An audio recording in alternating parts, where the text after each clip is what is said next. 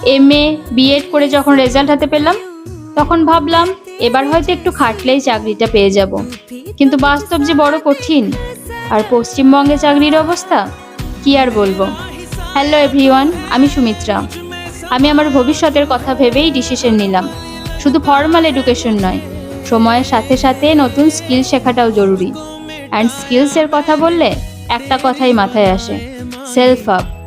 এখানে বিগিনার থেকে অ্যাডভান্স পর্যন্ত স্ট্রাকচার্ড কোর্স আছে। এছাড়া নিজের বাংলা ভাষায় শেখানো হয়, প্র্যাকটিক্যাল প্রজেক্টের মাধ্যমে ফ্রিল্যান্সিং করানো হয়।